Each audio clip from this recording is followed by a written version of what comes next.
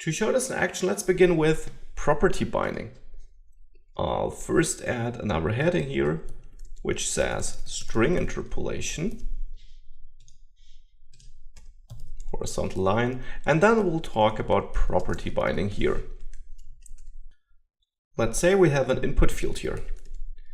Type text is okay. Now I want to set a default value. I could do this by adding the value attribute, which is nothing to do with Angular 2. This is default HTML code, and add text. If we have a look at this, you see text here. No Angular 2 stuff happening here at all.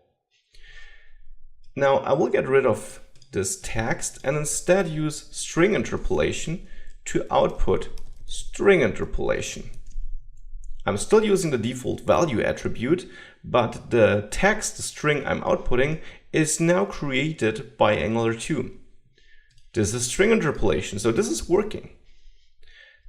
This is one way of doing this. Another way would be I use the value property binding. Now I add brackets around the value here. Now it's no longer a default HTML attribute. It's instead referring to the DOM value property. And I'm binding to that property by adding the brackets, which tells Angular 2, wait a second, this is no default attribute. Here we want to bind to a property, in this case, a property called value. And then I don't have curly braces between my quotation marks anymore because I don't need it. Now, as explained on the slides, I directly add an expression resolving to the type this value or this property needs. And this value property needs a string. Therefore, I add string interpolation, which still refers to this property set up in my component here, and passes it to this value property. Therefore, this looks like nothing changed. And it indeed yields the same result as before, where I was using string interpolation with curly braces and no brackets here. But this way, we're using property binding. Now, what's better? Well, here, it's really up to you. But oftentimes, you only have one way of doing it, or it's clear that you want to do it like this, especially when working with custom property binding, which I will show you in a few minutes. So this is how you bind to properties of HTML elements here. But it would also be interesting to see how you can bind to directive properties, right? Because I was talking about that too. So I will add another element, a normal HTML element here. Let's say I want to have the paragraph element here. And I give this a text of is this styled? And now if I save this, it's of course not really styled, it's just text, right? So in order to style this, I can give that a built-in directive Angular 2 ships with, the ng class directive. Now if I attach it like that, this won't work. This expects property binding. So I add brackets, and then this directive here, this property, expects to get a JavaScript object. So I create one with single curly braces. This has nothing to do with string interpolation here. This is just a JavaScript object, because between the quotation marks of property binding, remember that you write normal JavaScript expressions. There are some special things like you can't use the new keyword there, but in general, it's JavaScript code. Just make sure not to write multi-line code. That won't work.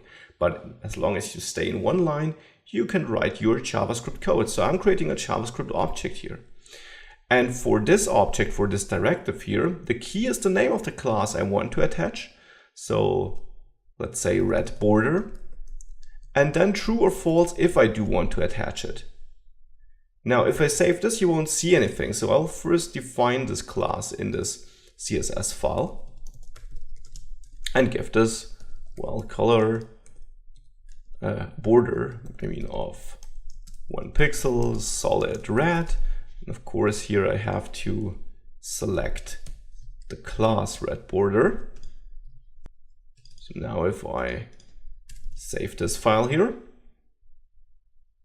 you can see that we get this red border, because if I inspect this element here, you can see it has this class red border attached to it. If I go over to my HTML file and set this to false and save, you no longer see the red border because it no longer has this class attached to it. And of course, you can not only hard code this like I'm doing this here in this template, but you can also do this dynamically.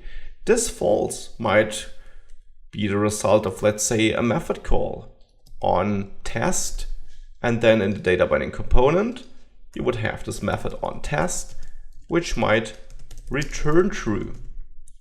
Save this, and you got the red border again because this returns true, and this is the expression executed here. And this, of course, is a way to allow you to write multi-line code again. So as you can see, normal JavaScript code here, for example, a method execution, in the end, resulting in an object this property needs, a JavaScript object with a key of the class name and then true or false, and therefore applying this styling. Now, besides ng-class, we also have ng-style, which has as a key the style name, so let's say color for the text color, and then as a value a string defining the style. So let's make that green. Now you can see that this is green text because, well, I set this up right way to write this. I could also make it blue, of course. So it works pretty similar, again using property binding here to make sure that we're passing the data this directive needs, as this directive has a property bound to the outside, to work correctly. And this will certainly become 100% clear once we start writing our own property bindings, which we'll do in the next video.